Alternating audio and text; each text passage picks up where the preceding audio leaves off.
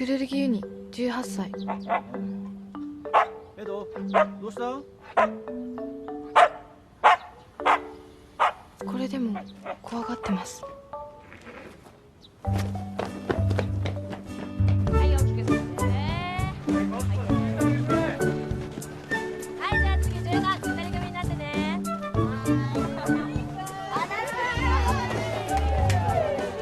あ、そっか。数的に1人余っちゃうのか。でもくるるぎさんなら1人で大丈夫よね。はい。クルルギユニこれでも傷ついてます。たくさん入れすぎないでね。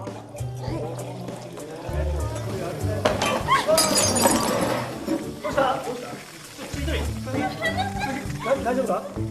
あ、くるるぎは大丈夫だな。よし、ちょっと保健室行こう。大丈夫だ、大丈夫。上下ちょっと後だろ。雑巾雑巾。はい。雑巾もう一つ持ってきて。いつもみんなから大丈夫って思われてしまうけど、クルルギユニこれでも人。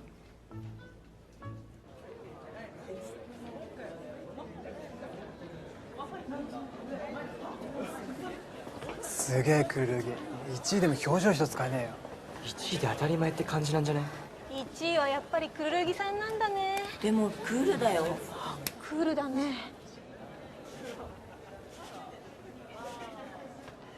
ずいぶん嬉しそうだな、くるるぎ。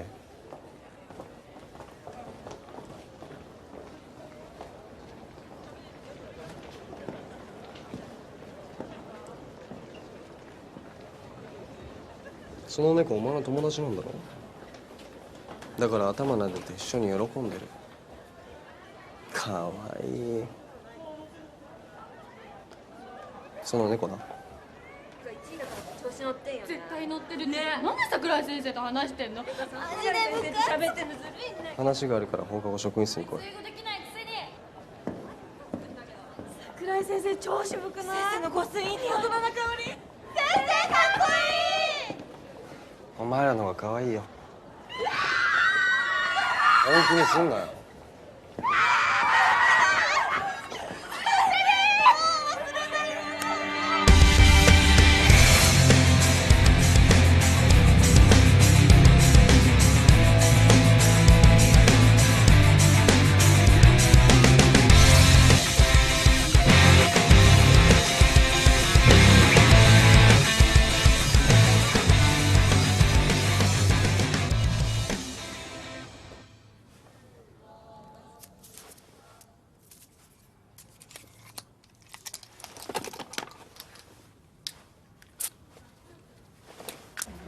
これは教科書のここに書いてある適応用持続っていうところにつけるかな。これがとても得意になっているっていう意味になっているから。呼び出しといてずっと待たせるの。いい加減なやつ。何ブツブツ言ってんの？何ですか話って。明日から毎日放課後4時英会話室に来い。え？ I'll teach you English。補習だよ。お前今回の中間テスト英語だけ成績落としたろ。困るんだよね、お前みたいな秀才に低い点取られると。英語教えてる俺が上からいろいろ言われんの。それともなんだお前、わざと間違えてんのか？俺の気引きたくて。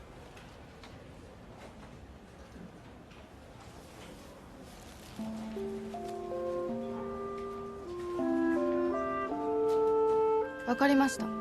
失礼します。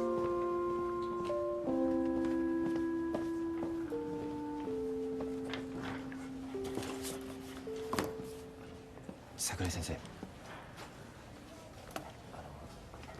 毎日っていうのはちょっとやりすぎじゃないですかね。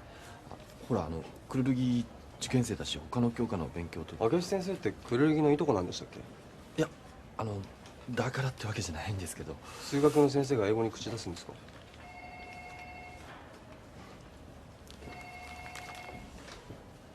ユニが補習？うん。4月から新しく来た英語の桜井先生。私が中間テストで英語の成績だけ落としたのが気に入らないみたい。そうなんだ。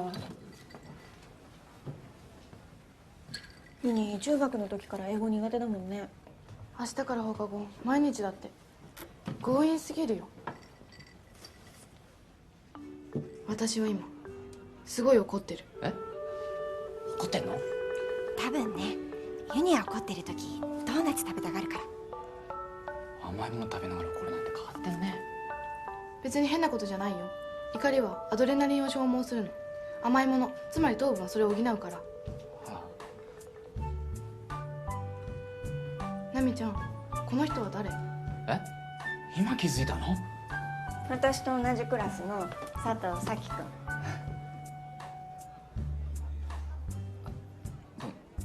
どうも。もしかして新しい彼氏？そんなとこ。よろしく。ナミちゃん、私明日から一人で帰る。どうして？補習もあるし。もともとクラスの違うナミちゃんと一緒に帰り続けるの無理だったんだよ。ユニ、なんで急にそんなこと言うの？あ、もしかしてさっきのこと気にしてる？さっきなら大丈夫だよ。帰りはユニと一緒に帰るって言ってあるし。別に気になんかしてないよ。補習が終わるまで毎日待ってもらうことを重荷に感じるだけ。ユニ、分かった。でもお昼は今まで通り一緒だからね。ナミちゃん、約束だよ。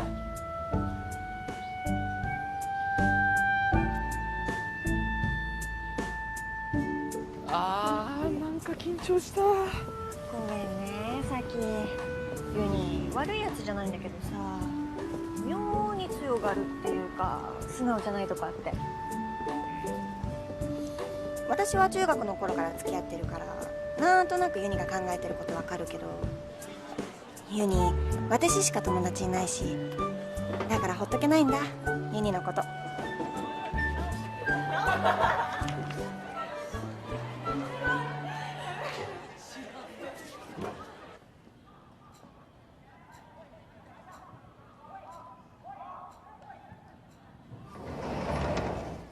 失礼します。さすがクルギユニ、時間通り。早速始めっか。ドア閉めんな。ここ座って。はい。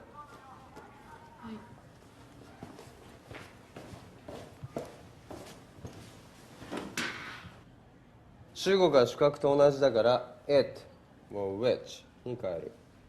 You see? 全く理解できません。お前バカだろ。バカ？どこが理解できないか言ってみろ。なぜ一つの単語に疑問代名詞と関係代名詞2つの使い方があるのか。なぜ同じ単語なのに使い方によって意味が変わるのか。理由なんてねえよ。ただ覚える、それだけ。何事にも法則はあるはずです。その法則が解明できなければ私には理解できません。なるほどね。そういえばお前数学オリンピックで金メダル取ったんだって。やっぱ考え方が違うな。すげえよな。数学には全て法則があり、答えは常に一つです。数学はシンプルで美しい。だから好きなんです。嬉しくないの？俺今褒めたんだけど。お前ってさ、泣いたり笑ったりしたことあんの？それって英語に関係あるんですか？関係あるから言ってんだよ。悲しかったり嬉しかったり、人の気持ちを表現するのが英語だからさ。でも人の気持ちなんていつも一つじゃねえよな。楽しいって思ってもどっか退屈してたり、めんどくせえって思っても楽しかったり複雑じゃん。だから英語には数学みたいな単純な法則がないの。You got it? 言っている意味が全く理解できません。お前本当に秀才？こんな補習無意味です。私のことはこれ以上構わないでください。英語はもう諦めてますから。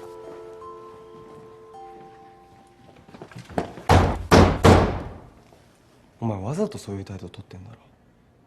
俺は絶対逃がさねえから覚悟しとけよ。香水臭い。は？離れてください。匂いが移ります。何強がってんだよ。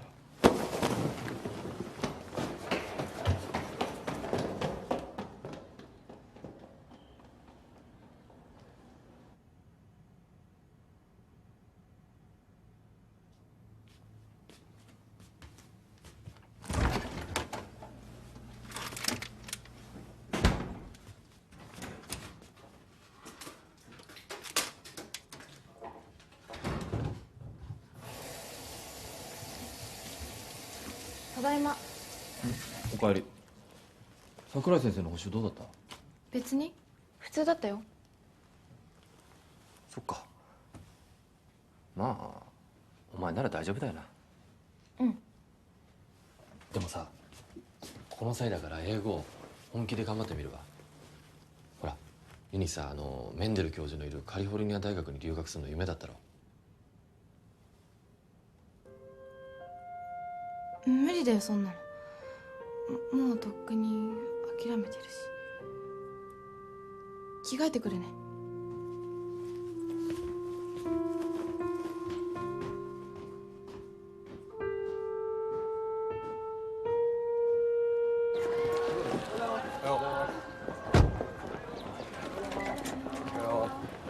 桜井先生。おはようございます。どうですか、クルルギの補習は。まだ始めたばかりですから。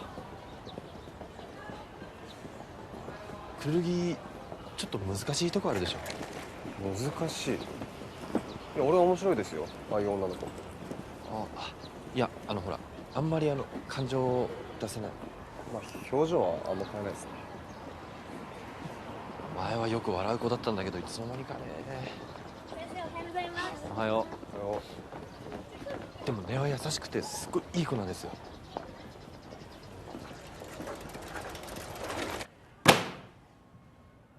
俺がお前用に特別に作った教材だ。代名詞の例文がシチュエーションごとに分けて書いてあるから、何も考えずにこの例文全部覚えろ。できません。私は法則が理解できなければ何も頭に入らないんです。そう来ると思った。は？今からこの例文全部5回ずつノートに書き写せ。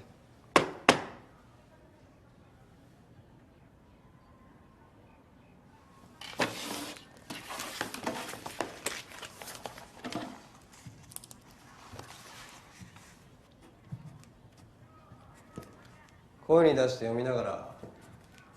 I know a boy. 意外と素直だな。 He was at heart still the person. パーサントじゃない。The peasant。 He was at heart still the peasant that he forebears had been. どっちが施設か分かる？こっちです。そう。だからこのざっと以下は従属説になる。で、ハドビーンの後ろに書かれてないけど、The peasant。これ省略されてるから。はい。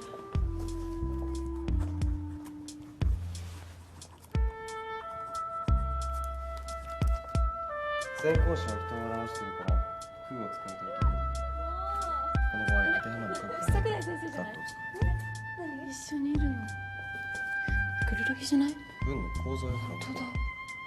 従属説が重なってるように二人で補習してんの？目的が何なのよ。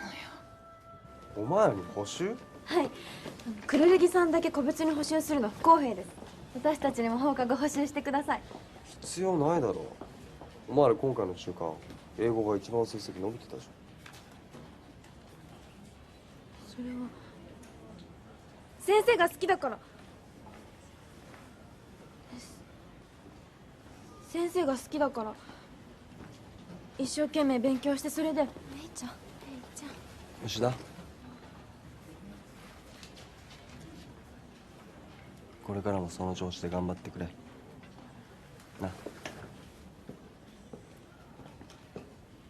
はい。失礼します。失礼します。笑ってくれた。笑顔超やばい。やばいやば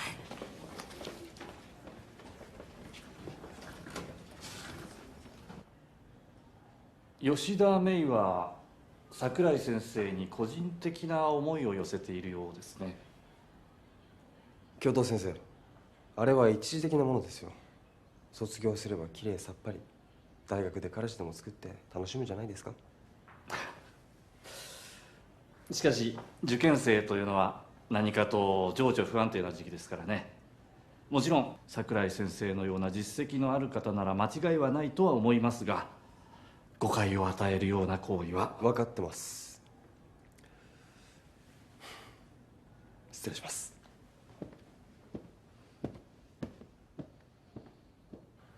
Reading each to the mind, what food is to the body. Reading is to the... 英語やる気になったんだ。先生に言われた課題をやっているだけです。ちゃんとやらないとこの補習が無意味であることも証明できませんし。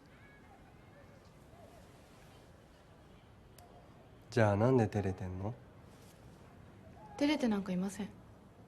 照れると単位は上がるんだろ？で無意識に冷たいものに触りたくなるんだ。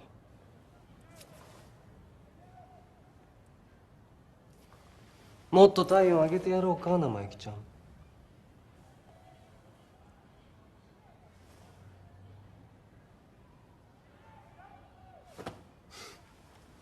わかりやすい。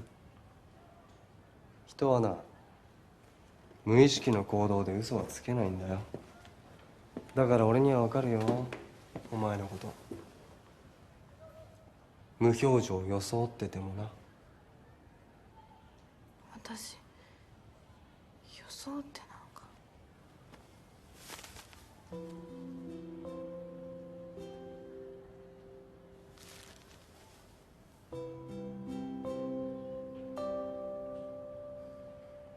お前さ、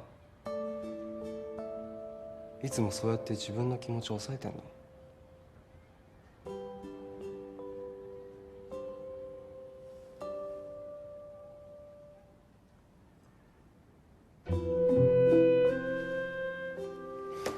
勘違いすんなよ。俺は教師としてお前を観察してるだけで特別な興味や関心があるわけじゃないから。勘違いなんかしません。私は先生が大っ嫌いですから。それはよかった。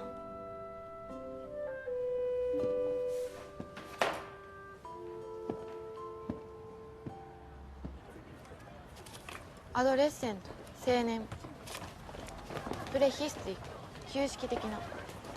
優にご飯の時くらい勉強休めば？今日の英語のテストね、70点以上出さないと補習が終わらないの。長文で点数取るのは無理だし、それ以外の問題を落とさないようにしないと。そんなに嫌いなの、桜井先生。先生の教え方分かりやすいって評判いいよ。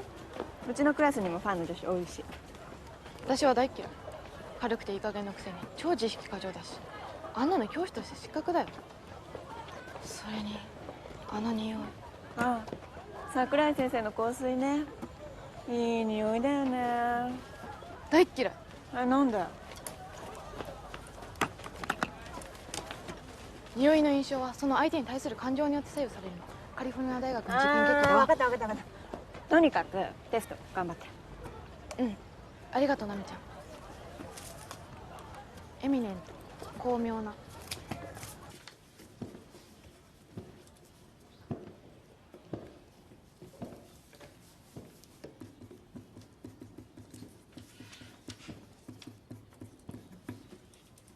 前より溶けてる。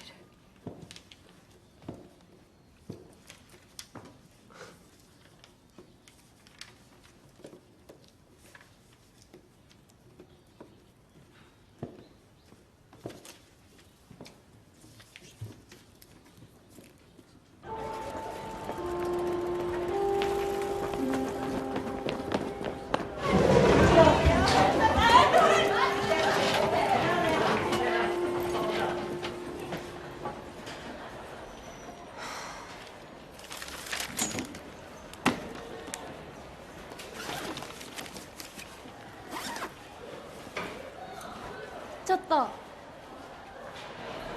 話あるんだけど。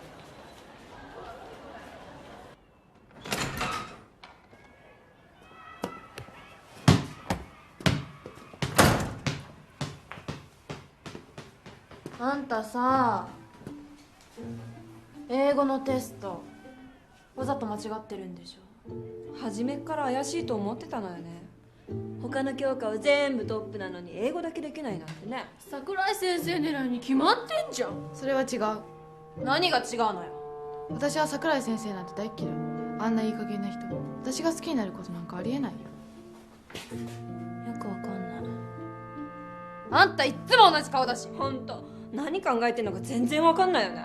大嫌いならさ、もっと大嫌いって顔してよ。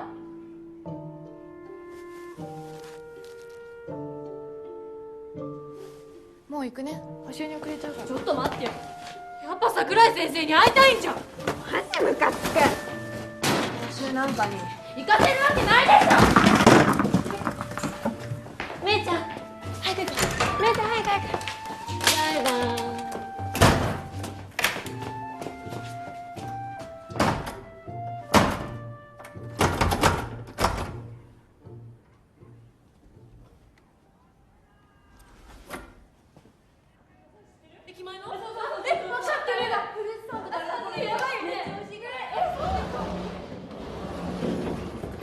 お前らクルルギ見なかった？クルルギさんならもう帰ったみたいですよ。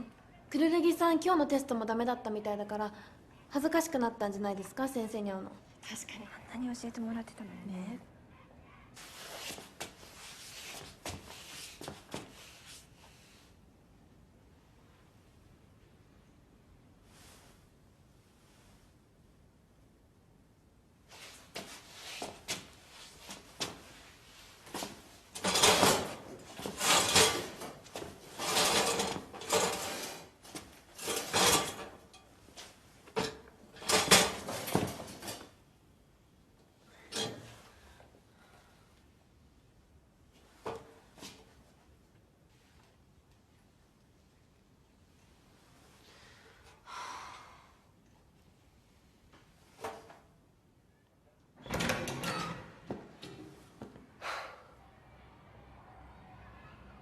どうして桜井先生が。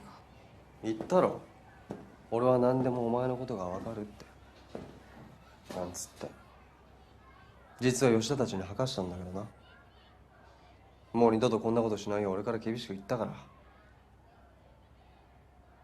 辛かったな。大丈夫か？大丈夫です。迎えに来てもらわなくても窓から脱出できました。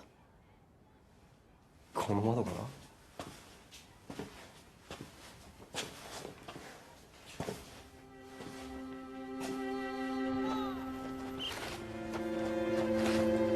ゆるぎ、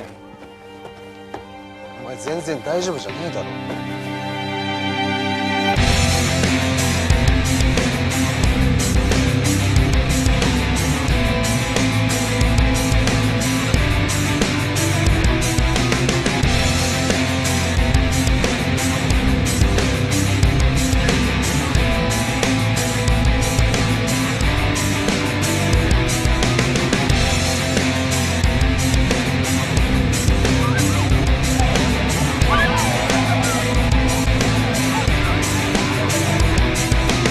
では病気で休養している田口先生の後任の先生には再来週から来ていただくということで。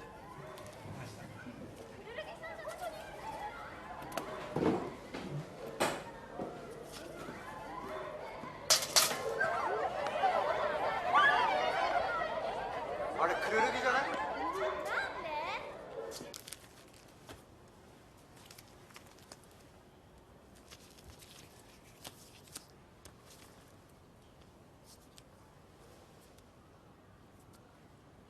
軽い捻挫だけどあんま動かすな。その方が治り早いから。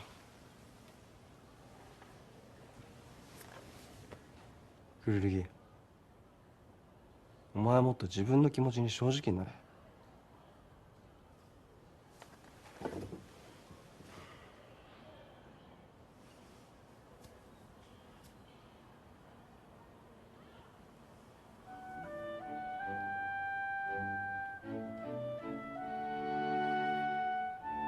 先生。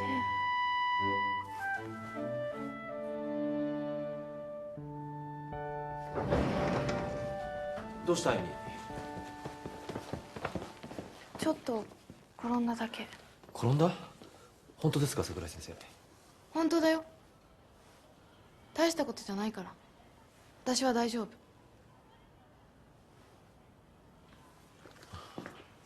分かった。じゃあタクシー呼ぶから一緒に帰ろう。クルルギは僕が連れて帰るんで。ありがとうございました。じゃあ俺はこれで。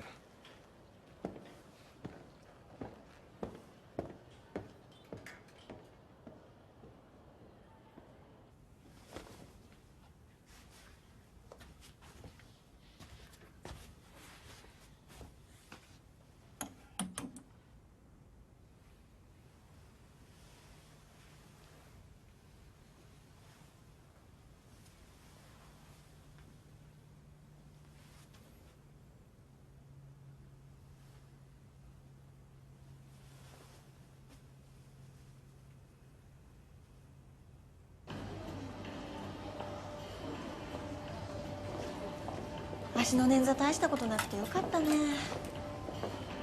にしても吉田たちひどいよな。今度だったら絶対懲らしめてやるから。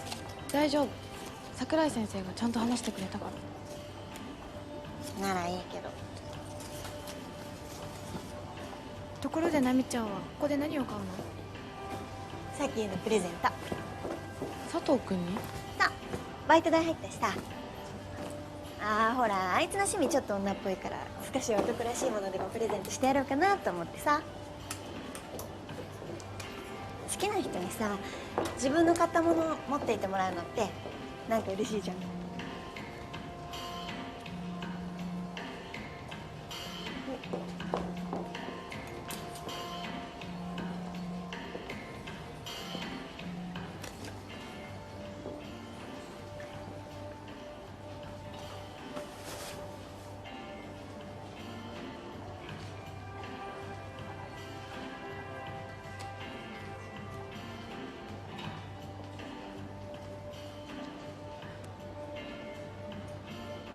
Which? This is the city which I was born in. これは私が生まれた町だ。This is the city which I was born in.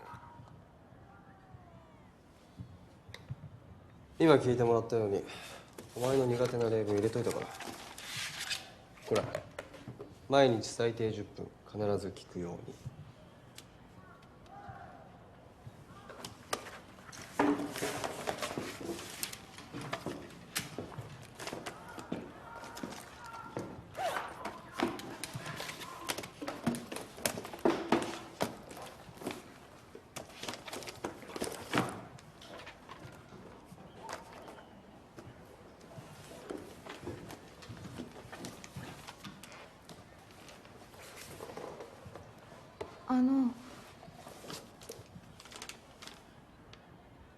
何これ？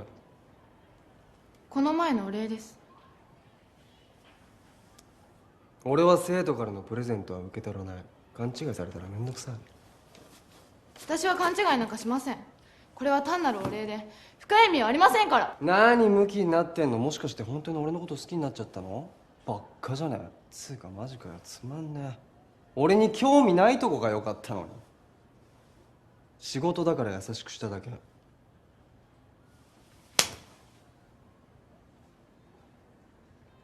私はただ先生にお礼を。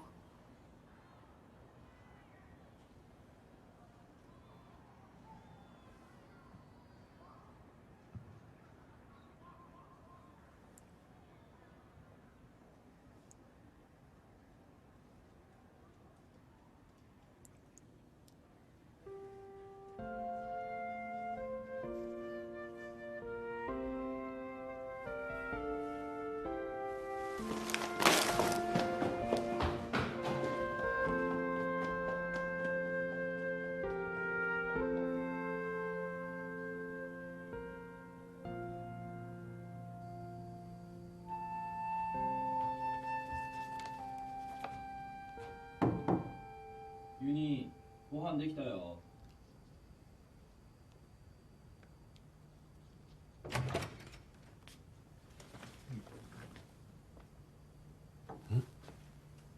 メンデル教授の本読んでんの？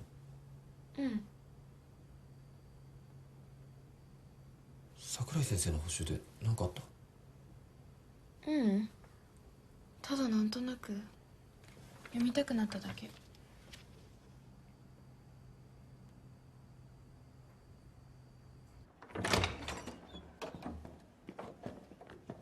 桜井先生、本日クルルギユニさんの保護者である明智先生から正式に彼女の補習を中止するよう要望がありました。保護者？実は彼女のご両親は海外でお仕事をしていらっしゃいまして、クルルギさんは明智先生の家に預けられているんです。桜井先生の補習を始めてからクルルギは明らかに情緒不安定になってるんです。特にこの週末はひどくて、ずっと部屋でメンデル教授の本を読んで。メンデル教授？遺伝子工学の研究をしているカリフォルニア大学の教授です。クルルギはすごく嫌なことがあると部屋にこもって彼の本を読む癖があるんですよ。クルルギはなんて？いや何も。昔から僕に心配かけるようなことは絶対言わない子ですから。でも保護者なら本人にちゃんと問いただすべきでしょ。僕はやましいことは何もしてません。まあまあ私たちも桜井先生が何かしたなんて思ってませんよ。それにクルルギさんの英語の成績は非常に伸びましたよね。でも彼女はまだまだ伸びますよ。もう十分でしょう、桜井先生。彼女は今の成績でも第一志望の私立大学の推薦枠で問題なく入ることができます。クルルギユニの補習は本日より中止です。いいですね。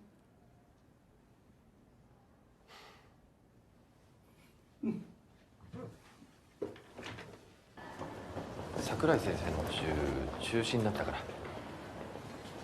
補習が中止？もうだいぶ成績も上がったし大丈夫だって。よかったな。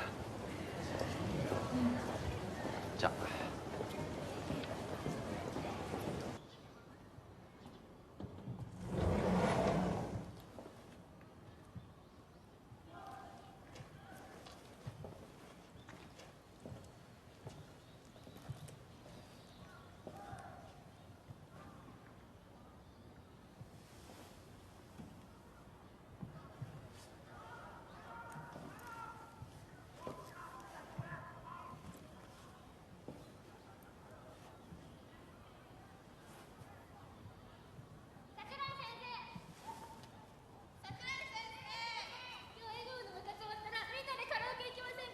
行くわけねえだろ、生徒と。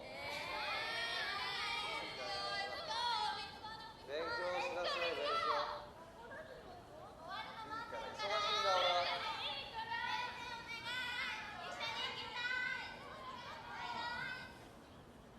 俺。were が過去形だから時制の一致が行われて will が would になる。これを仮定法過去という。You guys understand? はい。If you get it, it is easy.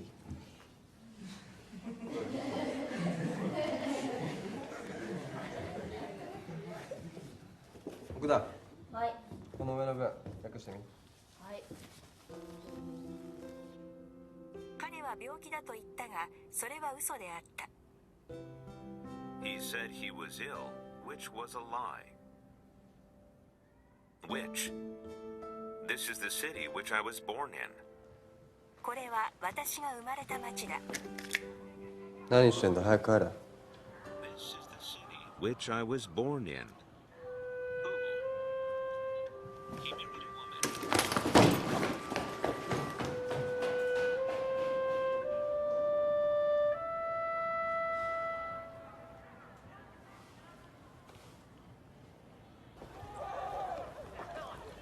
どうしたよに？全然食べてないじゃん。ううん大丈夫。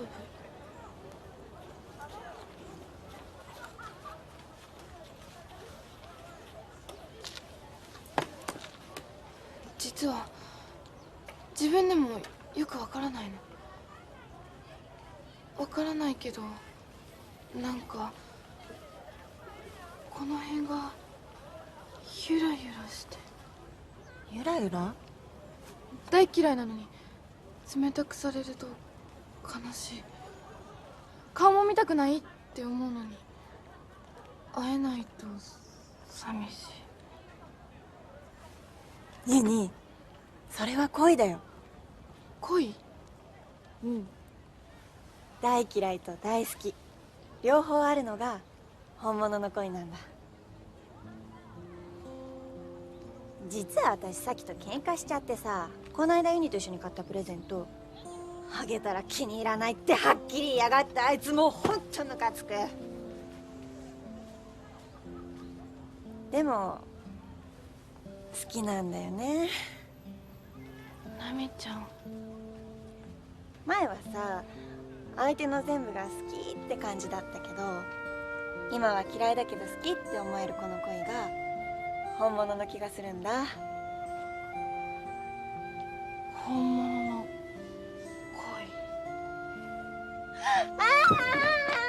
私何言っちゃってんの。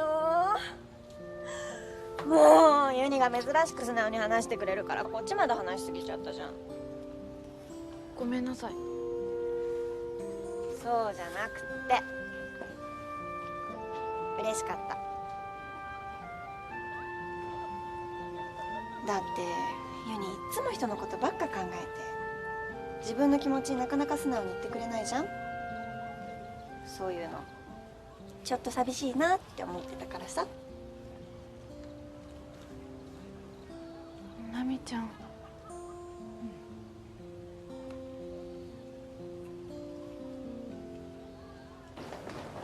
で誰なのユニの恋の相手。それは言えない。何それ。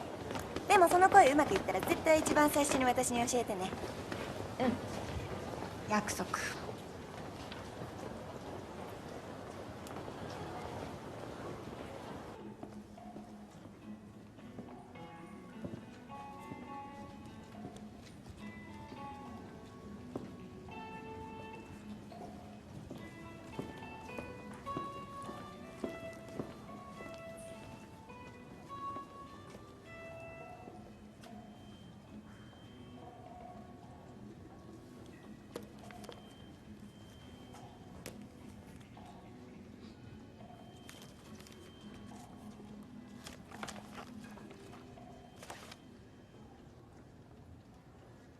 告白。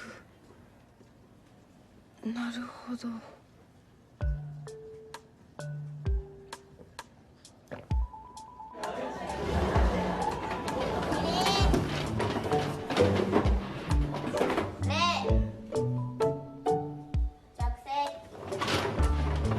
先生。なんだくる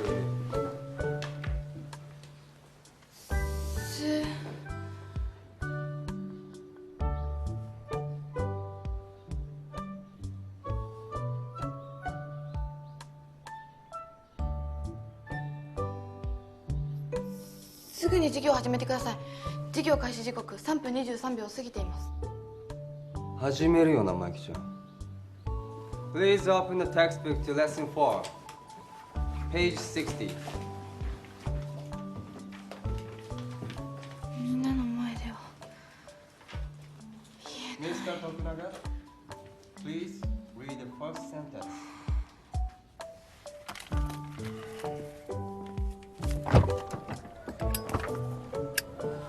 なんだよ。タバコの健康被害は科学的に証明されています。あ、そう。体へ抜くです。やめてください。なんだよ。何要は生意気ちゃん。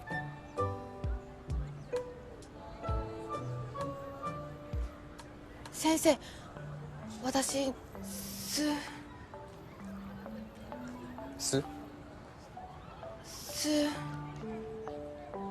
早く言えよ。スペチウム光線のスペルを教えてください。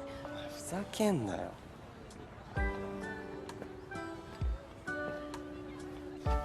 これってこの前の実験のやつ。あ、そう、先週やったやつだよね。どうしてちゃんと言えないんだろう。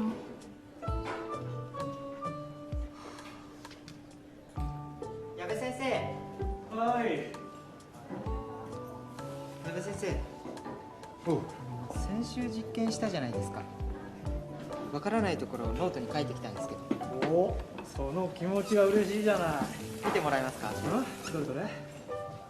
ああ、つまりさ、ノート。わからないところをノートに書いたんですけど、見てもらえますか。わからないところを。あ、先生来たの先生。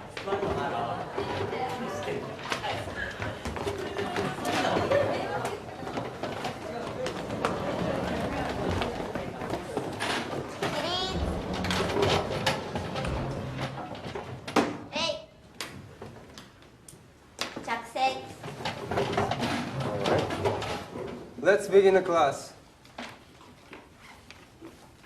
クルルギは休みか。さっきまではいたんですけど。だよな。いたよな。トイレでも行ったんじゃないですか。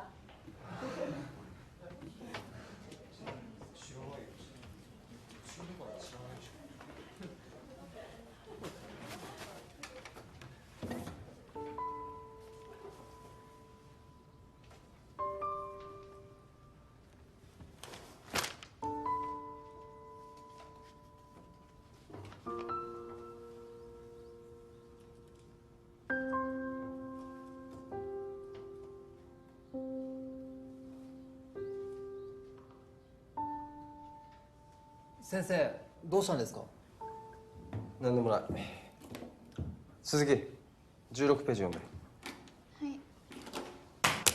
I remember when she was about 3, she fell and cut her head. And my husband picked her up and said, "Did you fall on your face? Remember to fall on your face." Oh, I shall never forget that. It was so funny. If I could see you get married one day, it would make me very happy. Well, that's just what I wanted to talk about. Tell me, how do you feel about getting married? I haven't thought about it at all, Mother. Well, you need to think about it. ここが今度滝沢先生に担当してもらうクラスです。はい。What's your age? You have already been born, and I come to tell you that the man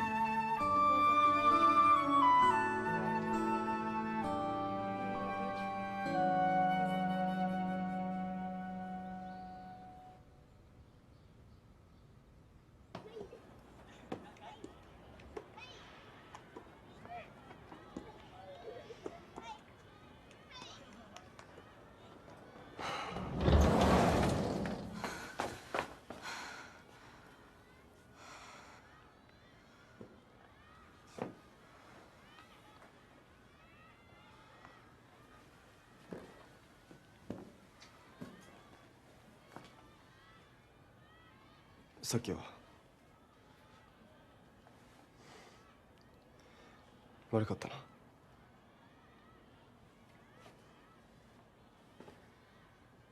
なんで謝るんですか？俺が間違ってた。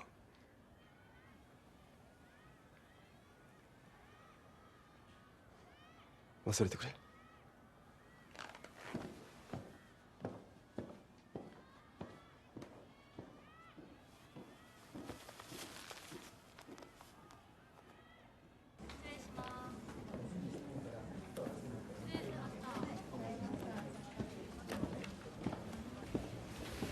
桜井先生、紹介します。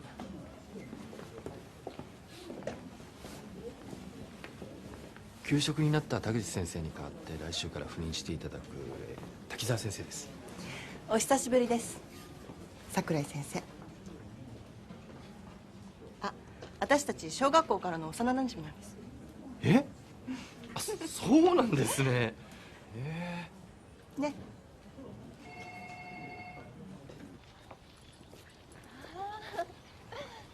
懐かしい。私たちがいた頃とあんまり変わってないね。あ、ねえ、覚えてる？はるかのお父さんが教えてくれた願い事が叶う木。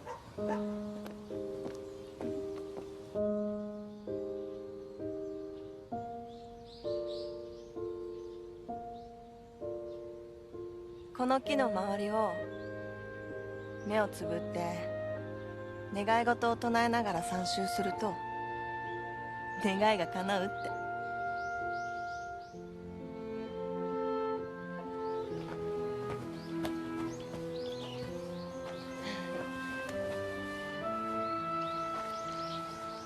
嘘だよ、その話。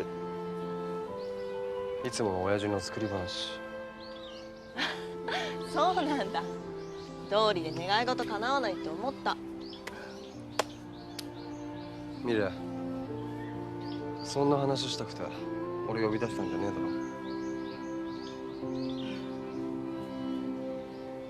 相変わらず鋭いな、はるかは。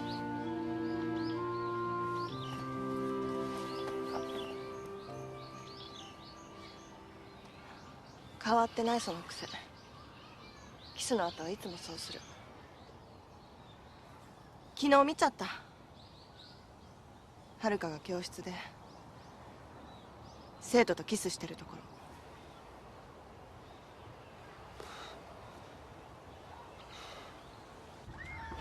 ついしちゃった？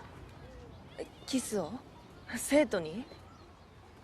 ああ、そうだ。でもそのことはもうちゃんと本人と話したか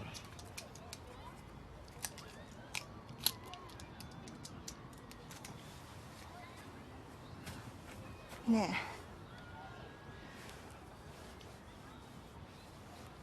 私たち高校で付き合ってた時たくさんキスしたけどいつも私からだった。覚えてる？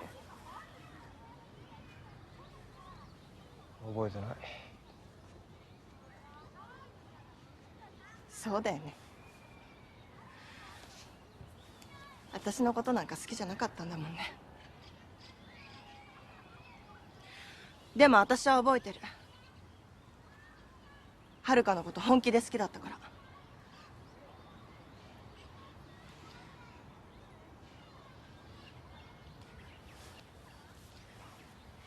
何が言いたいんだよ。遥はその生徒のこと本気で好きだってこと。じゃなきゃ遥が自分からキスするなんてありえない。遥いつも言ってるじゃん。人は無意識な行動で嘘はつけないって。ねえ、絶対ダメだよ遥。教師と生徒が恋愛なんてバレたら教師続けられなくなるんだよ。下手したら訴えられて。そんなことお前に言われなくたって分かってる。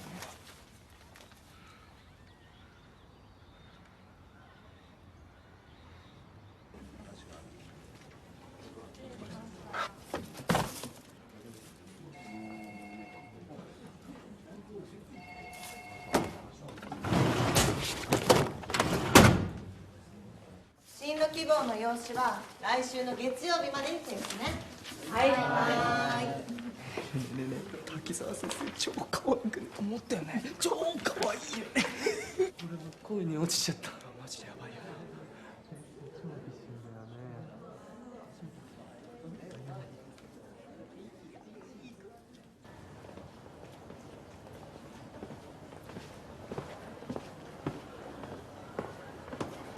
な。くるるぎさん。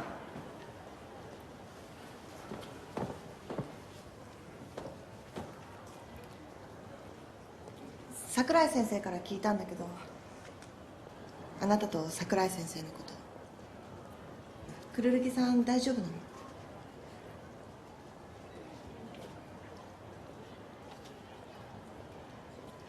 何かあったら相談してね。私あなたの担任なんだし、女同士なんだから。はい。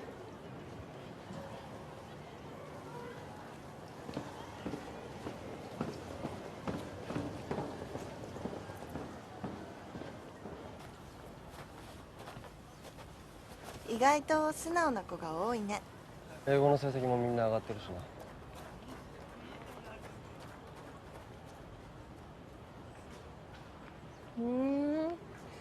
そうなんだ。でも遥が先生になるとは思わなかったな。あの二人幼なじみなんだって。いや大変かい、超お似合いじゃない？大人な恋愛って感じだ。近い。ありえない、あの距離は。ちょっと入ってきて。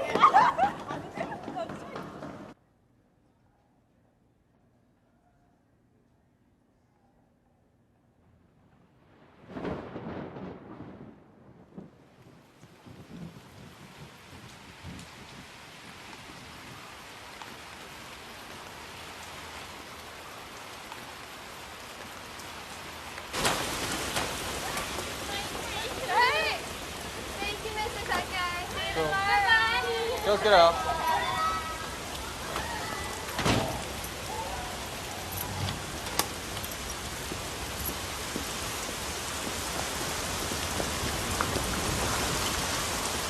ゆぎどうした？桜井先生、先生は私にもっと自分の気持ちに素直になれって言いました。私先生のことが好きです。だからこの前のこと忘れられません。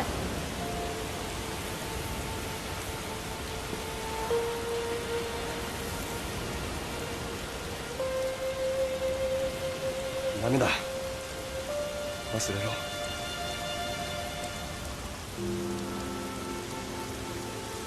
古着、俺を見ろ。勘違いすんな。今のお前の気持ちは一時的なもんだよ。時間が経てば自然に忘れられる。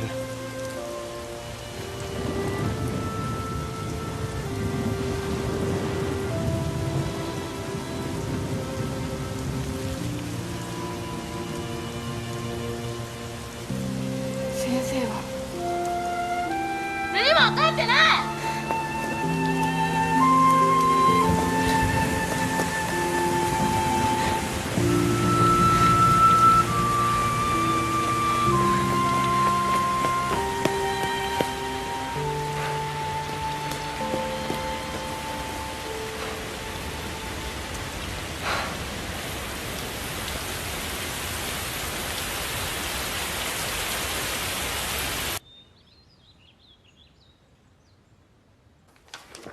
前回教えた最上級を使って書けよ。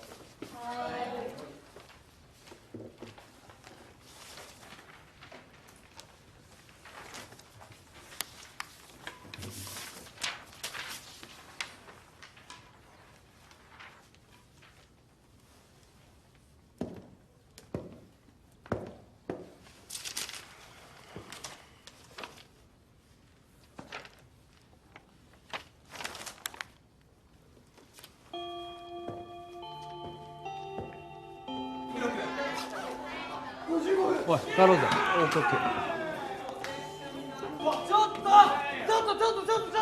なんだこのノート。鍵かかってんぞ。バトバって元ヤンキーのくせに意外と可愛いもん持ってんじゃん。おい、疲れただろ。ちょっと開けてみようぜ。俺多分ね、しちゃおう。なんだよクルルギ。ダメだよ、他人のものを勝手に見るなんて。いいじゃん、ほら固いことは言わないね。ちゃんと元の場所に戻しておけばわからない。何がわかんねえって。やばいやばいやばいやばい。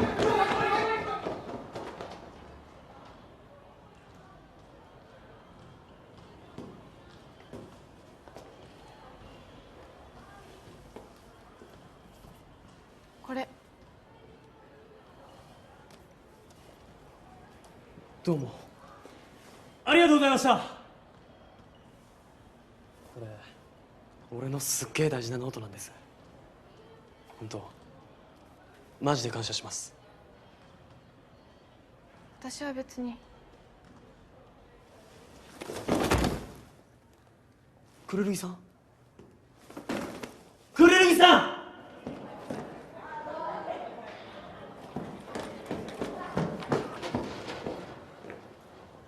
クルルギ。どうしたの？何があったの？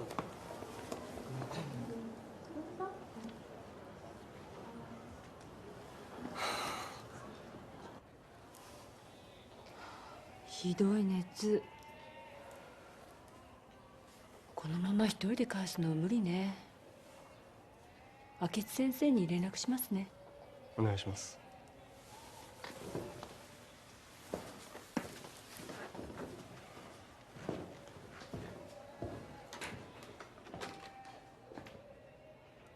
クルルギには俺のこと絶対言うな。はい。すみません、明智先生いらっしゃいます。おはようございます。おはよう。それで仲間たちがバラバラになっちゃうんだけど、頑張ってお互いに探し合うんだよね。そんなに面白いんですか？クルルギさん、荷物持ちます。いいよ、的場君。そういうのもうやめて。なんかユニの子分みたいだね。クルルギさんは大事なノートを守ってくれた恩人ですから。私にとっても的場君は恩人だよ。倒れた私を保健室まで運んでくれたんだから。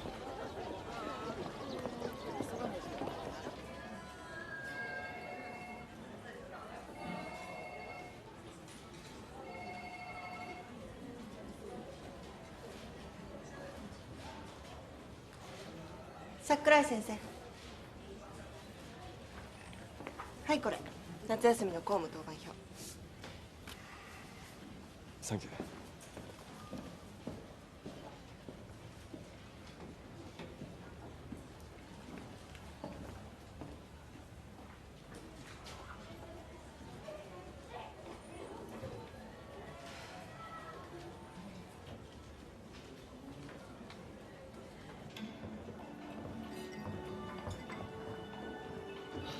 すいません、突然こんなところに誘っちゃって。いいの、私甘いもの好きだし。よかった。実は俺パティシエを目指してるんです。なんでこういう店のスイーツちゃんと食べて勉強したいんですけど、なかなか一人じゃ入りづらくて。そうだったんだ。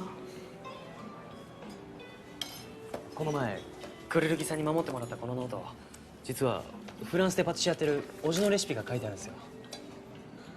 俺高校卒業したら貯めた金でフランス行って叔父の店で修行したいって思ってます。すいません、退屈っすよねこんな話。退屈なんかしてないよ。感動してたの。え？私には的場君のようにはっきりとした将来の夢がないから。中学の頃はね、メンデル教授のいるカリフォルニア大学に留学したいっていう夢があったんだけど、どうしても英語ができなくて結局諦めちゃったし。クルルギさんなら絶対留学できますよ。すっげえ頭いいし、今からだって絶対間に合いますって。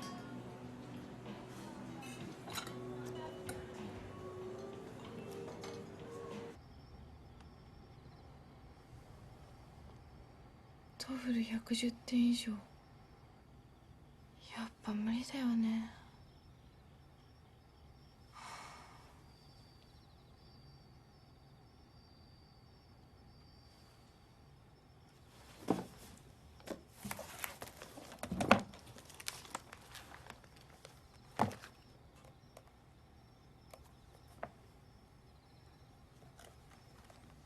America is not the same country as it used to be.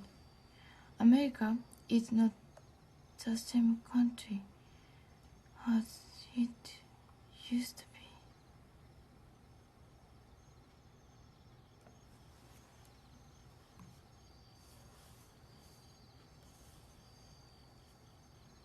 桜井先生。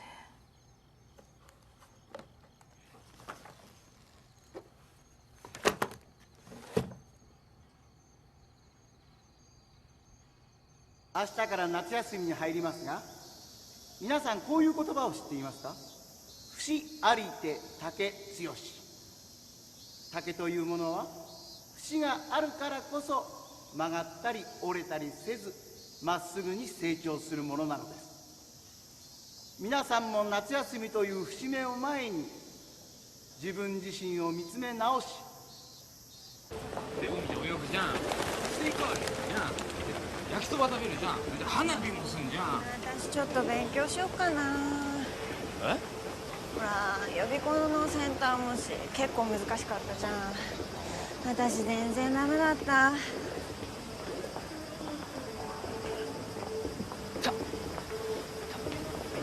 的場君、ユニだけ繋いじゃえば。好きなんでしょ。なんだお前男らしくねえな。男ならバシッと。なんだよ。クルルギさん、好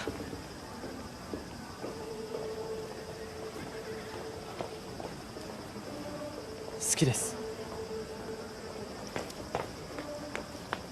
よかったじゃん。そう欲しかったんだよね。じゃあさ、これから映画でも見に行こうか。買い物だけって約束だろ。お前が無理やり頼むから。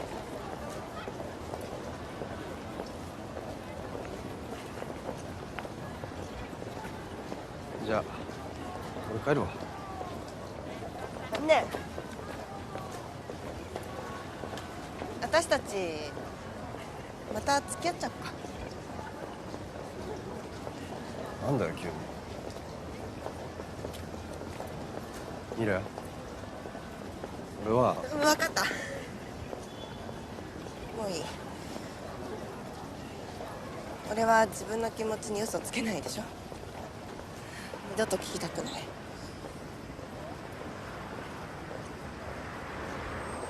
なんか今日変だぞ。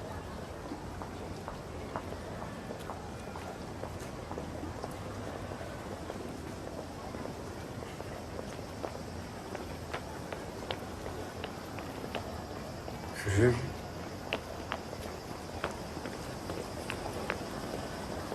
はるか、ダメだよ。どうなるか分かってるよね。バレたら教師クビになっちゃうんだよ。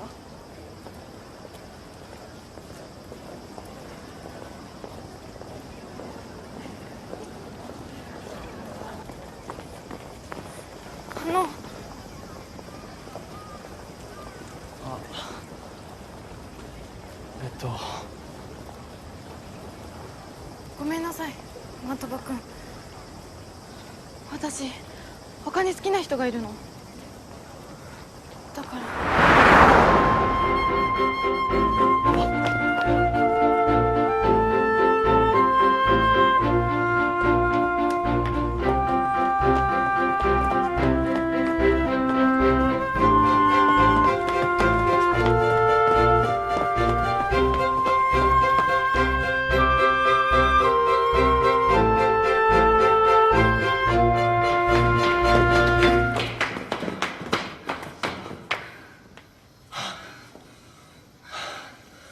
お前何やってんだよ。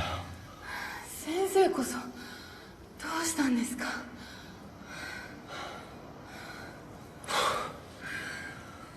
参ったな。女ガキね。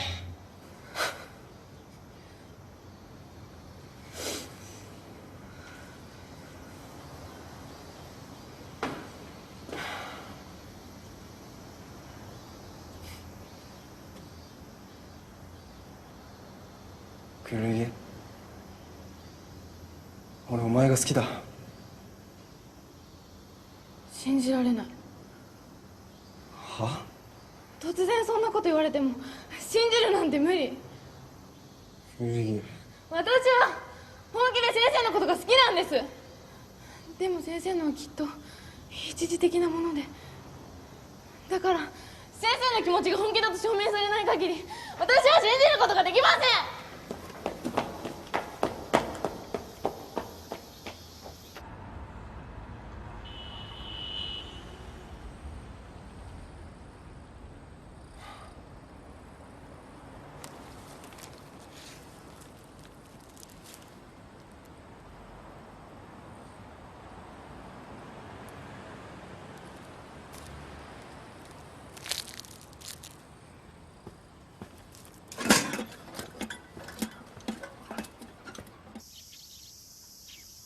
どうしたのに？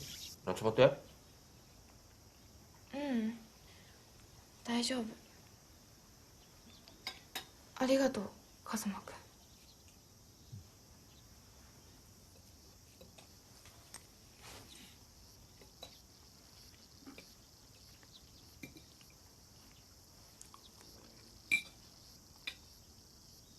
ユニ？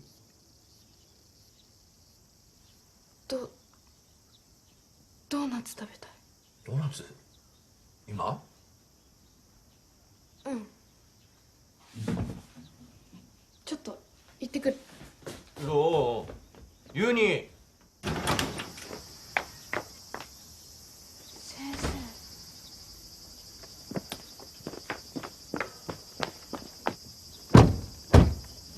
先生どこに？いいから黙って持ってろ。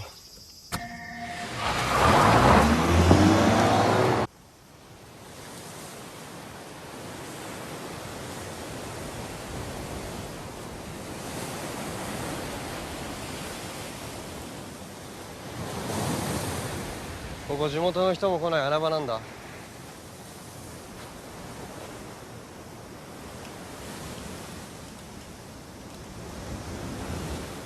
綺麗。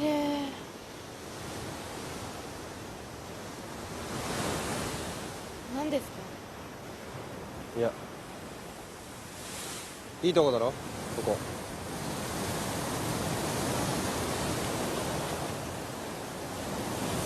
古着さ、青い夕日って見たことある？青い夕日？あるわけねえよな。お前ならわかんだろ。青い夕日なんて火星でも行かなきゃ見るのは無理だ。でも俺の親父はそんな青い夕日を見たって平気で子供に自慢するようなやつだ。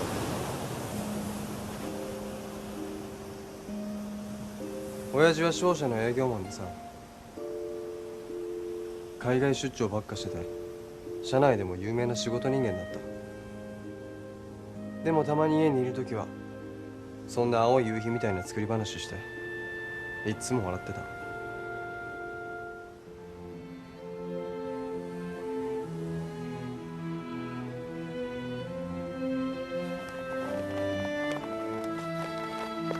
そして親父は俺が12歳の時自殺した。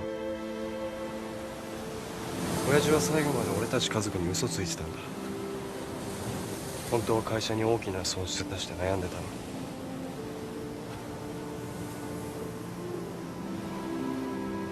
だから俺は嘘が大嫌いだ。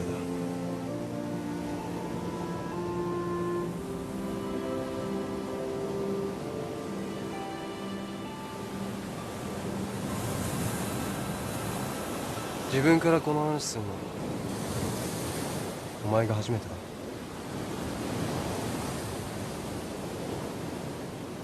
ついてこれねえよな普通こんな話。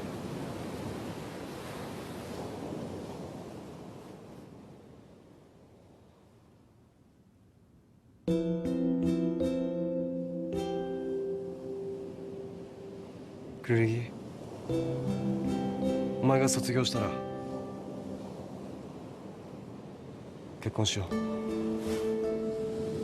俺こんな風に自分から好きになったの初めてなんだ。だからお前となら行くとこまで行ってもいいかなって。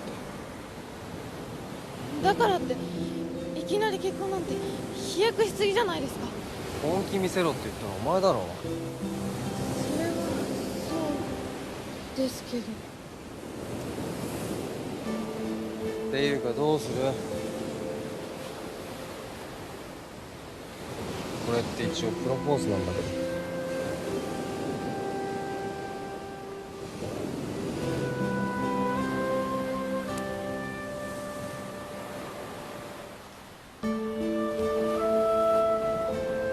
そこまで言うならしてあげてもいいですよ。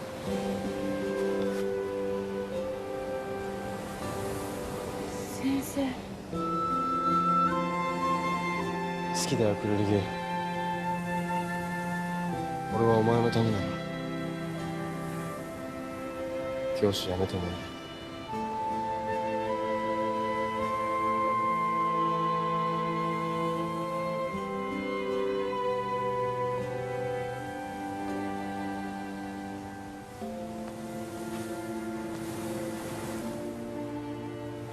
でもこのことがバレたらお前も退学になる。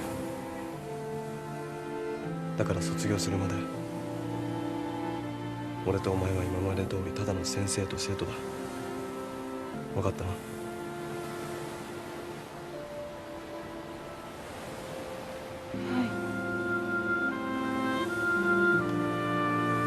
心配すんな。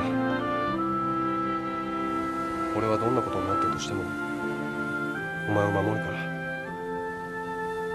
な。はい。おいで。行こう。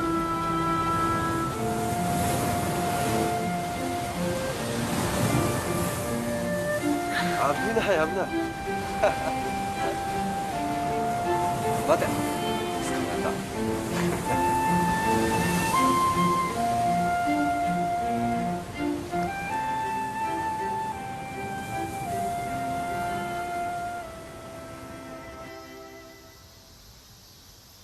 時期が来たら明智先生には結婚のこと俺からちゃんと話すから。はい。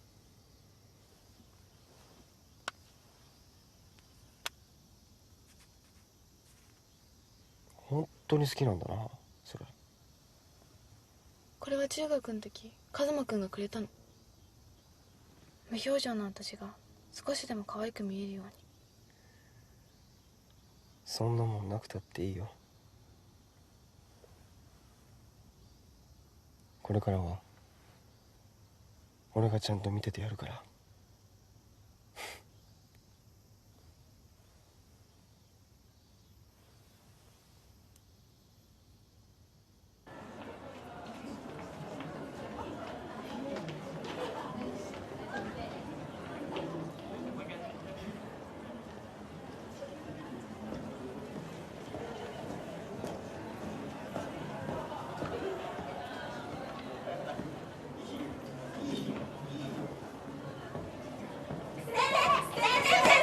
教えてほしいんですけど、このお役がどうしても分かんなくて。しょうがねえな。お願いしま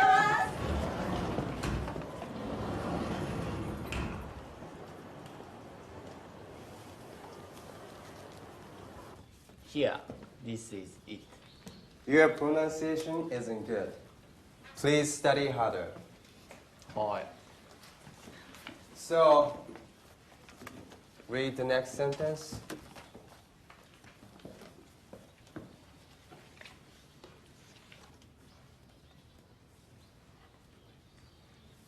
Miss Kitamura. Hi. I looked and began trembling with excitement.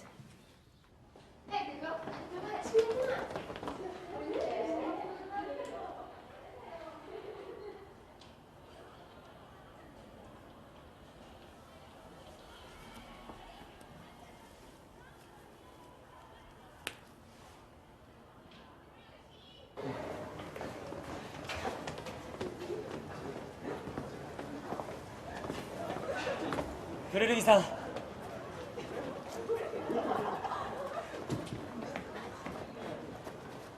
センター模試の帰りはごめんね。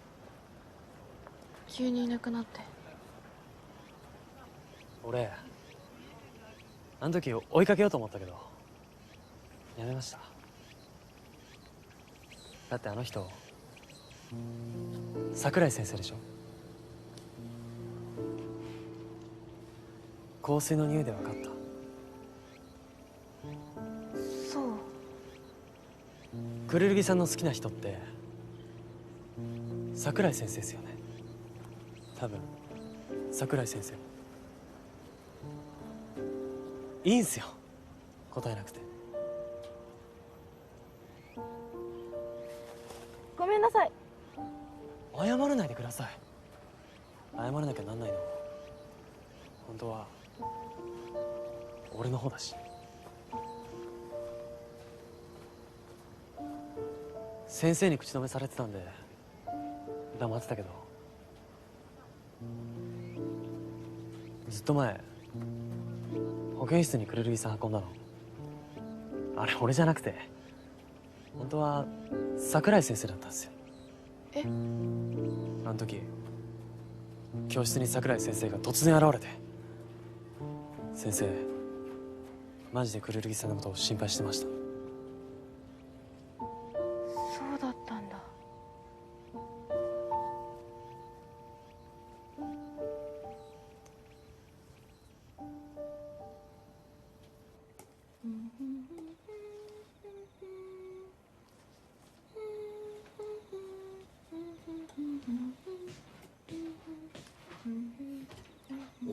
ご機嫌だね。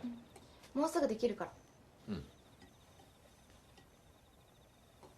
最近さ相当料理に気合入ってるみたいだけど、前みたいにもっと簡単なやつでいいよ。ユニ受験生なんだし。大丈夫。気分転換になるし、それに料理だってもっといろいろ覚えたいし。なんか変なの。変じゃないよ。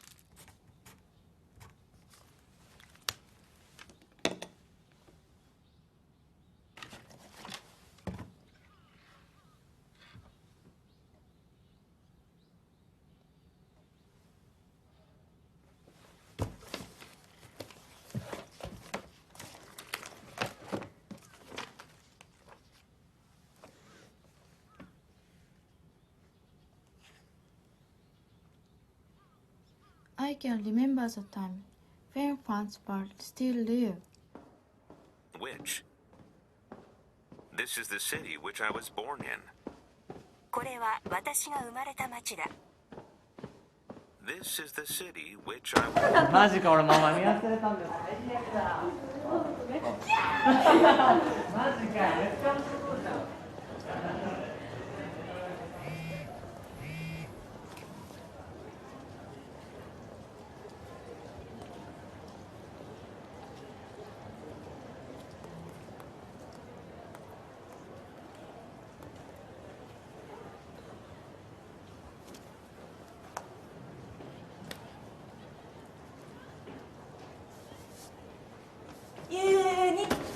どうしたの？別に何も。ごめん奈美ちゃん、私今日用事ができて一緒に帰れなくなった。なんで？久しぶりにドーナツ一緒に食べようって約束してたじゃん。それは。あ、ごめん、私次の授業の準備があるか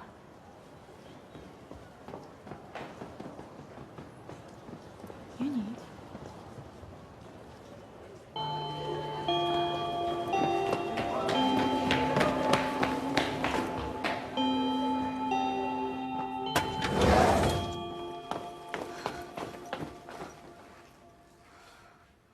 全国模試の結果見たよ。英語の成績少し上がったじゃん。先生の教材のおかげです。まさかお前あんなレベルで満足してないよな。お前はまだまだ英語ができるようになる。用事ってこのことだった。そうだけど。なんだよ。いえ、何も。失礼します。古着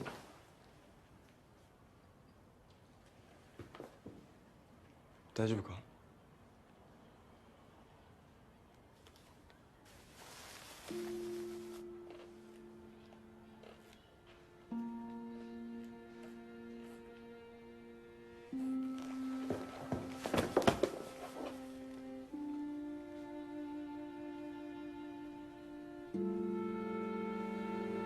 ごめんな。傷つけて。先生、私大丈夫じゃない？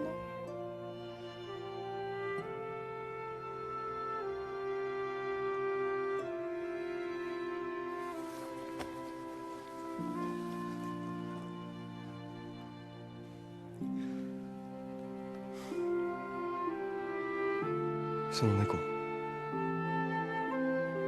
またつけることにしたんだ。気づいていたんですか？言ったろ、俺はいつもお前を見てるって。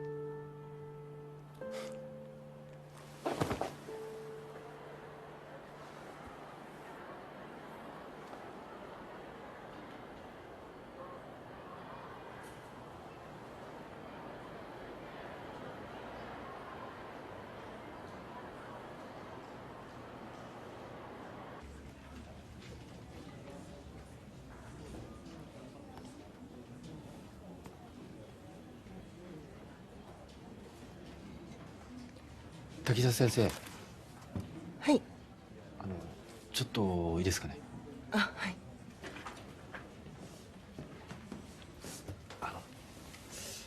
実はクルルギユニのことなんですけど。クルルギさんの。はい。最近ちょっと様子おかしいんですよね。急にドーナツが食べたいって家を飛び出したり、なんかやたら料理に凝ったり、なんか担任としてなんか気づいたことってないですかね。いや、特には。そうですか。本人に聞いてみたらどうですか？いや、僕が心配してるって分かったらあの子何も話さないんですよ。今までもずっとそうだったし、だから僕が先回りして考えないといけないなっていつも思ってるんですけど、最近もうどうしたらいいか分かんないんですよね。すいません、ありがとうございます。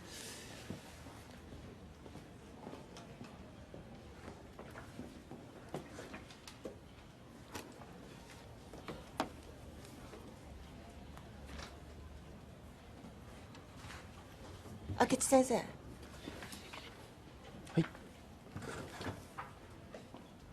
実は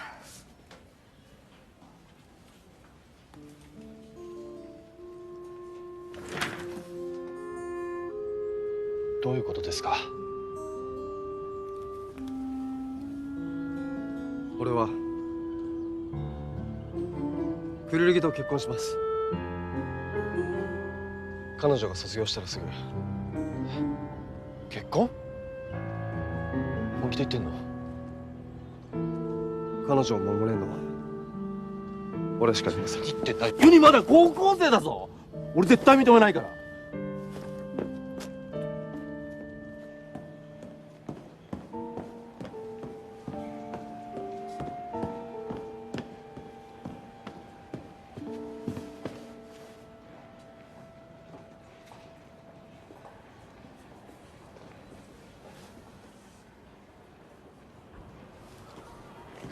明智先生、どうしたんですか、そんな怖い顔して。いや、ちょっと最新の全国模試の結果もう見ました。いえ。くるるぎさん初めて英語で偏差値65超えましたよ。 65？ 本当ですか？この短期間にすごいですよね。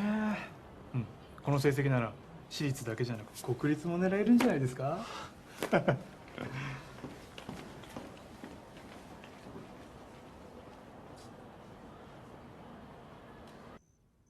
留学？カリフォルニア大学に？うん、そう。今回の全国模試の英語すごい成績伸びただろ。だからカリフォルニア大学への留学ただの夢で終わらせるのもったいないんじゃないかなと思ってさ。でも今回はたまたま勉強したところが出ただけだし。大丈夫だって、他の科目合格ラインに達してるんだから、この調子で英語頑張ればユニなら絶対受かると思うよ。な？昔からの夢だったのし、頑張ってみなよ。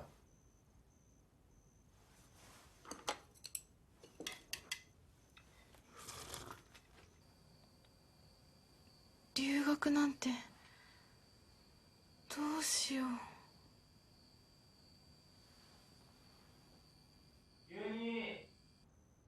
先に風呂入るよ。はーい。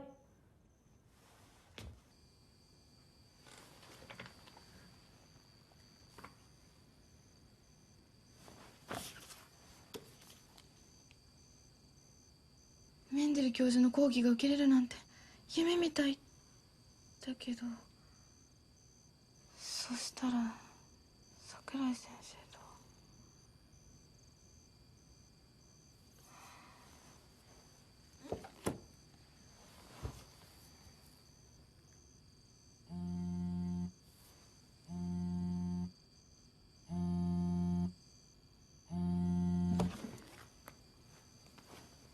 先生？くるるぎ、今話せる？はい。窓開けてごらん。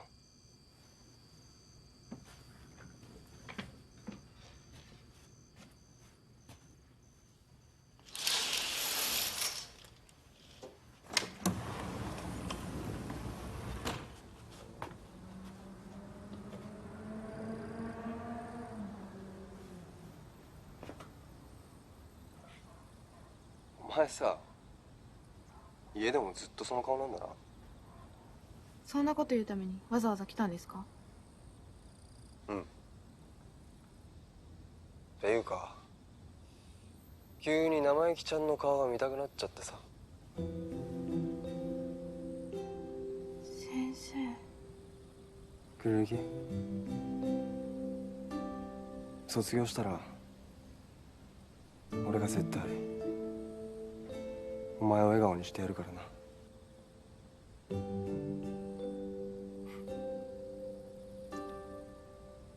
おやすみ。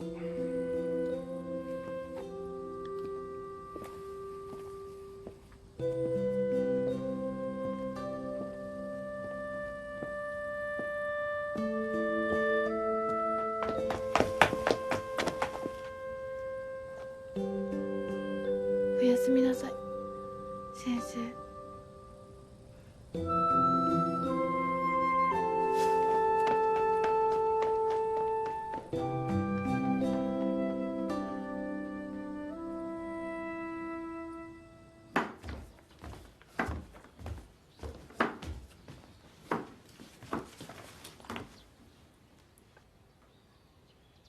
私やっぱり留学しない。え、なんで？理由なんかないよ。顔洗ってくるね。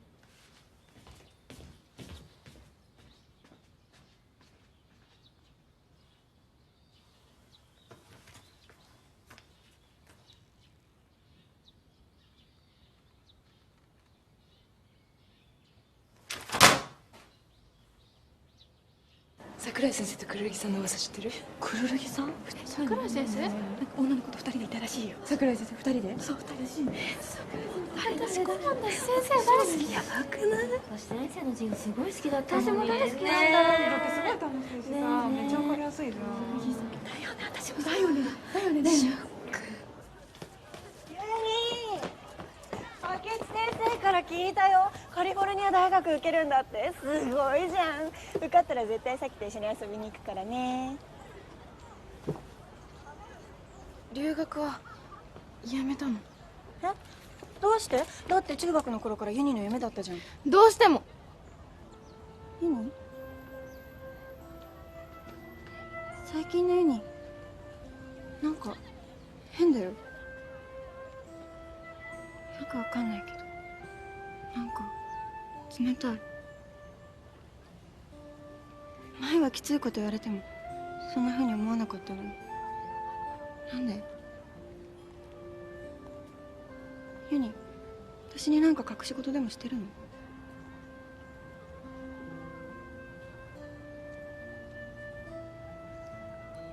ちょっとはユニのことわかると思ってたのに。もう私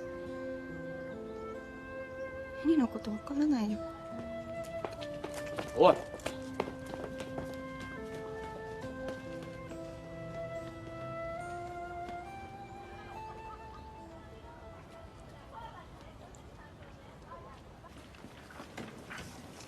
桜井先生、今から一緒に校長室に来ていただけますか？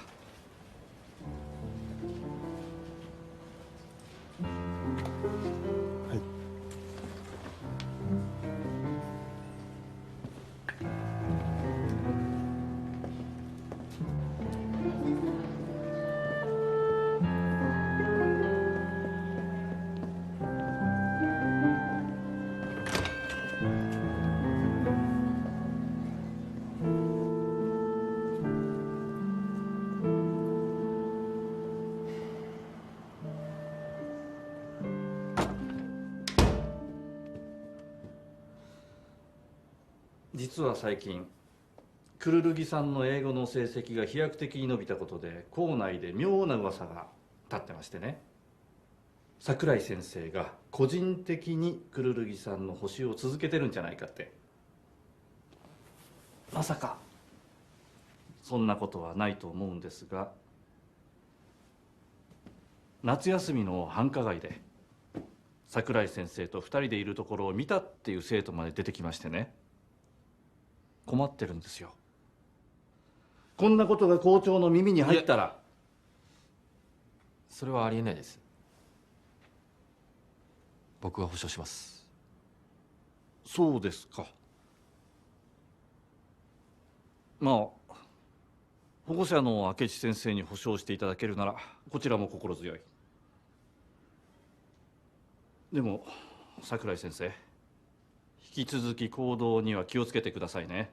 受験も近くなって生徒たちも何かと敏感になる時期ですから。はい。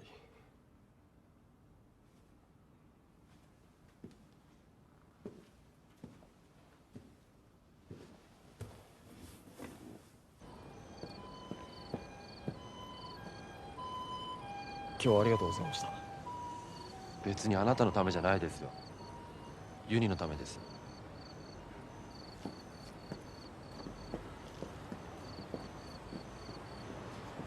ユニが留学を諦めようとしてるんです。クルルギが留学？メンデル教授のいるカリフォルニア大学に留学する。それが中学の頃からのユニの夢なんです。英語の成績も上がってやっとその夢が叶えられそうになったと思ったのに。理由は分かりますよね。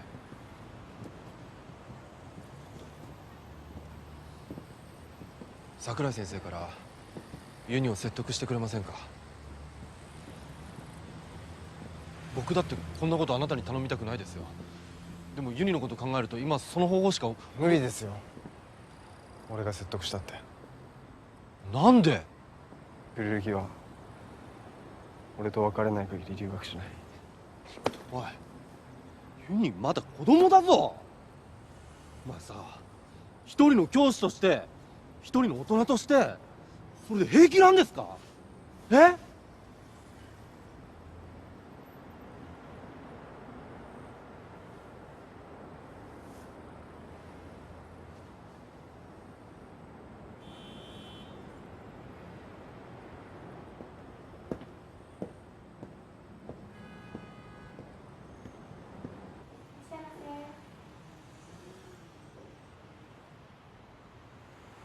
ナミちゃん。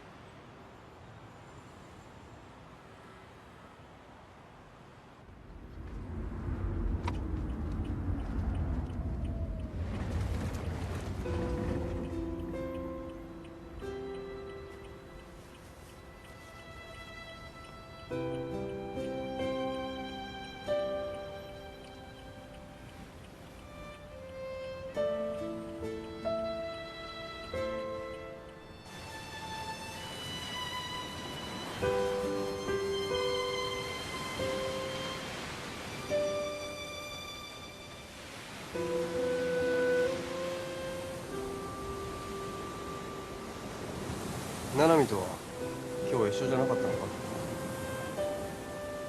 喧嘩しちゃったんです。私のたった一人の親友だったの。でももういいの。だって私には先生がいるから。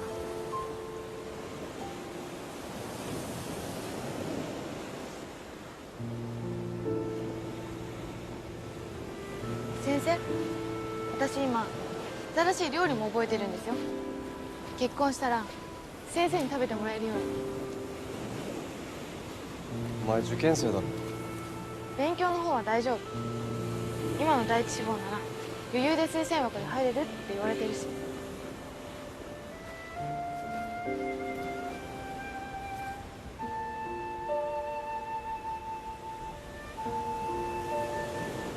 お前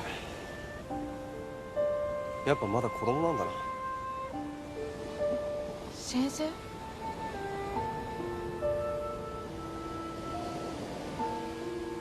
悪いクルルギ。やっぱり俺お前と結婚できない。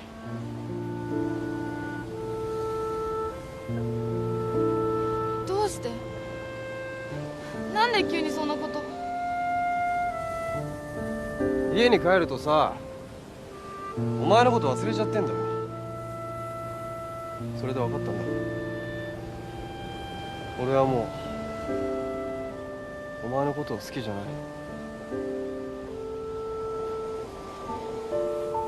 だからこれで終わりだ。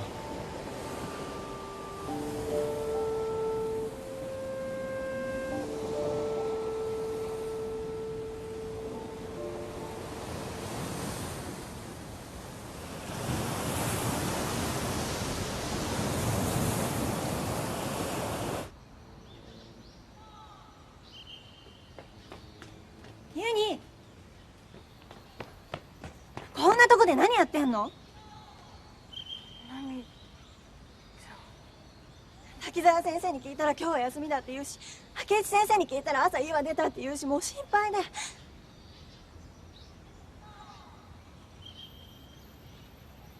的場君に聞いたよ。桜井先生と付き合ってること。だからだったんだね、留学やめたの。ひどいよ。なんで私に相談してくれなかったの？いくら相手が先生だからって彼氏ができたら最初に教えてくれるって約束したじゃん。寂しいよ、そんなの。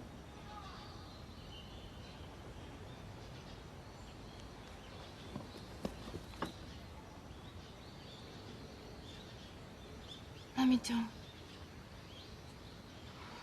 ごめんなさい。でももう先生とは別れたから。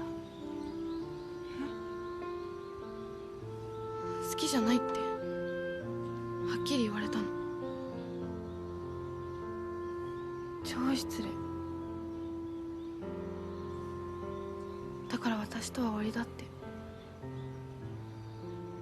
私すごい傷ついた。ひどい人間、最低。そうだよ、最低だよ。なんてやつ。でも一番辛いのそのことじゃない。それでも桜井先生のことが好き、大好き。なんで？大嫌いなのに、最低だって思ってるのに、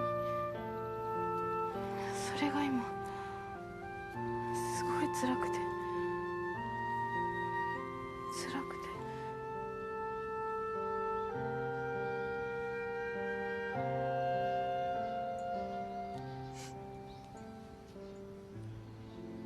どうして奈美ちゃんが泣いてるの？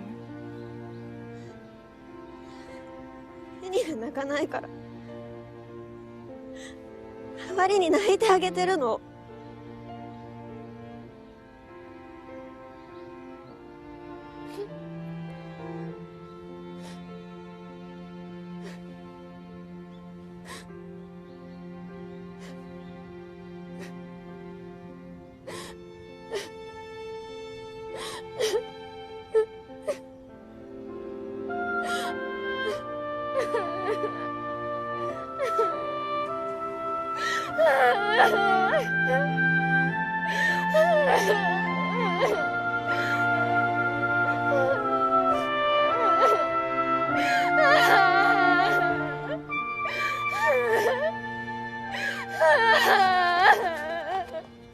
ねえ、来月さ三者面談があるでしょ。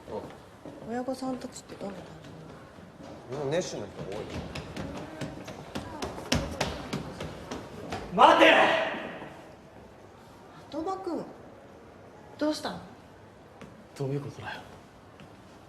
お前を信じて黙ってたのに。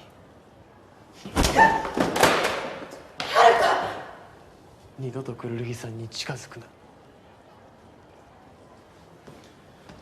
待ちなさい。いいんだ。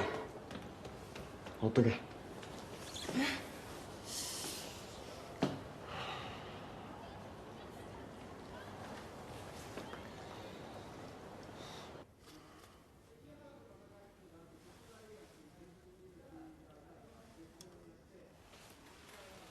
ごめんね、はるか。はるかとくるるぎさんのこと明智先生に告げ口したの私なの。やっぱりな。え？もしお前以外のやつがあの写真撮ってたらすぐ教頭のところ持ってってたよ。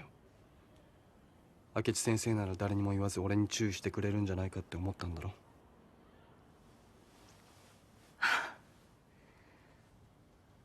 相変わらず鋭いな、はるかは。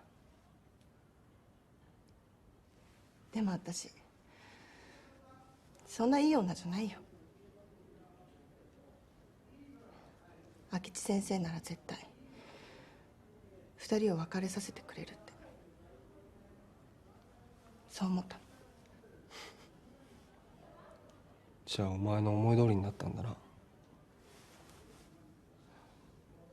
そそうでもなかったかな。だって遥が自分の気持ちに嘘つくなんてクルルギさんにはかなわないんだって思い知らされたから。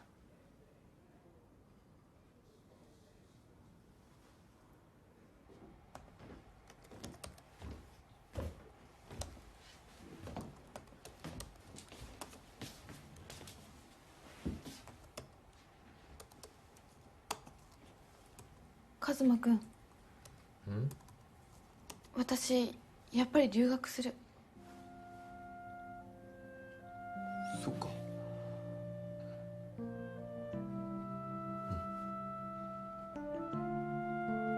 変なの。もっと喜んでくれると思ったのに。喜んでるよ。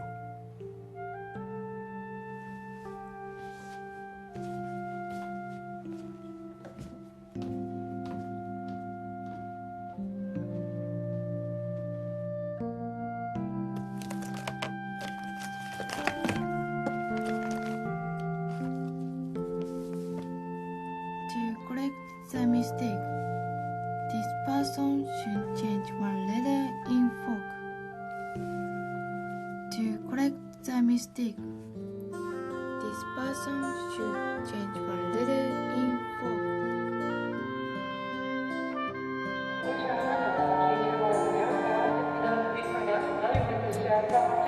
そんなに大変なの？全然大変じゃないよ。もっとたくさんネイティブの人たちと話したいし。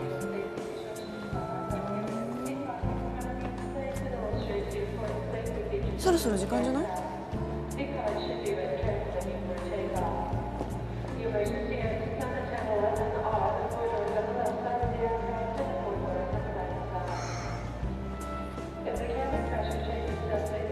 桜井先生にも一応伝えたんだけどね。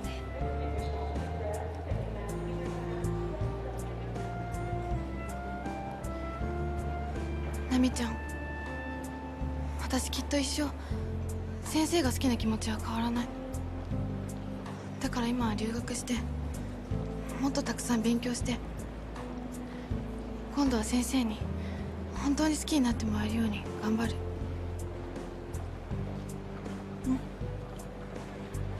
頑張れユニ。お金貯めて絶対カリフォルニアに遊びに行くからね。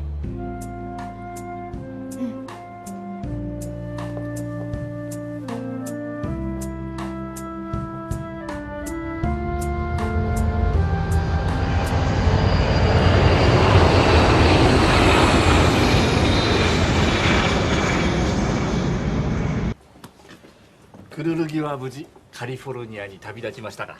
はい、おかげさまで。でも大変なのはこれからですよ。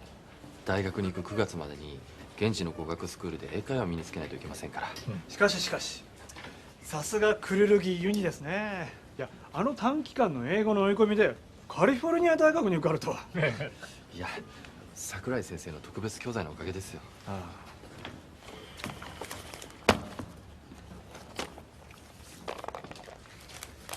桜井先生、いろいろありがとうございました。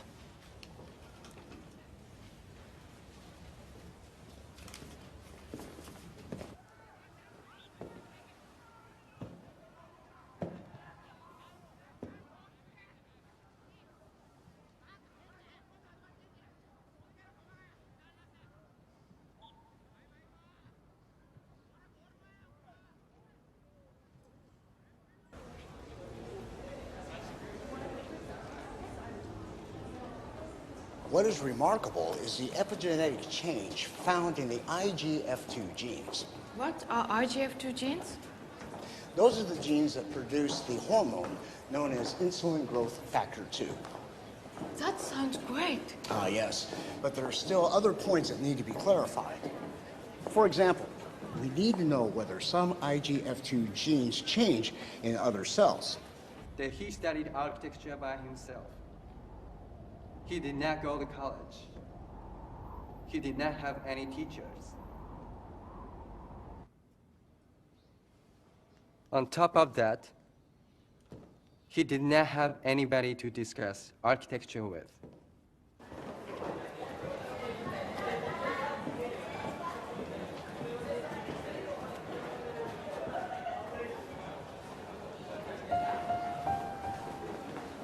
Job.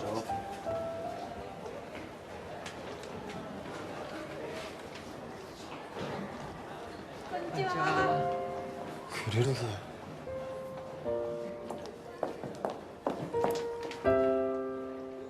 どうしても先生にすぐ見せたいものがあってでもお前大学は？サボっちゃいました。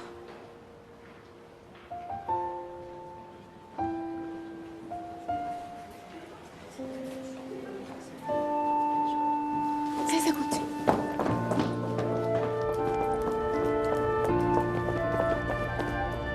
見てあれ。来て。見て見て。誰だろう。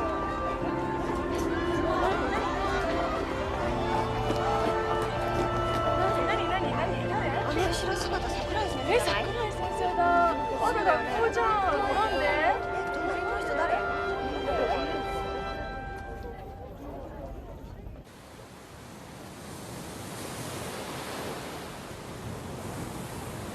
青い夕日。英語でブルーフラッシュ。太陽が水平線に沈む直前に起きるすごく稀な現象だそうです。本当にあったんです。青い夕日。私どうしてもこのことを直接先生に伝えたくて。お前このためだけに帰ってきたのか？はい。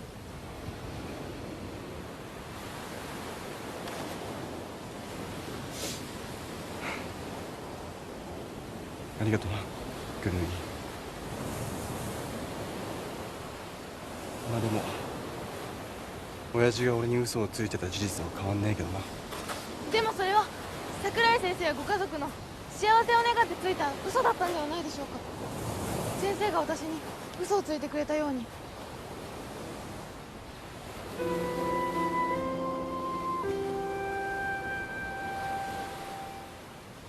先生と離れてみて初めて分かったんです。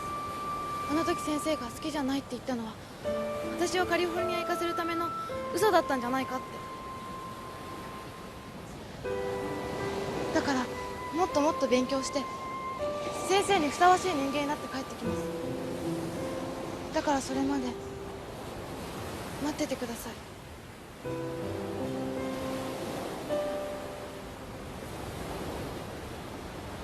悪いクルルギ。俺もうお前のために嘘つけねえよ。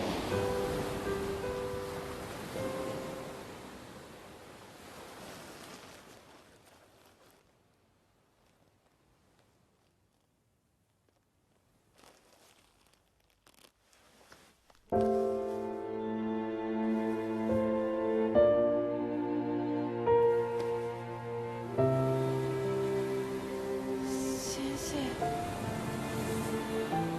クルルギ。俺は生涯かけてお前が好きだ。今すぐ結婚しよ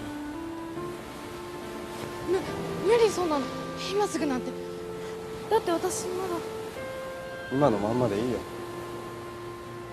大学だって辞めなくていい。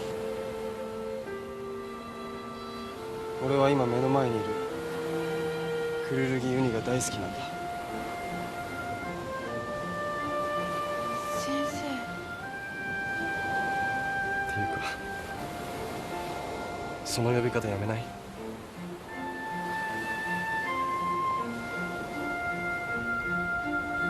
ユニおいで。は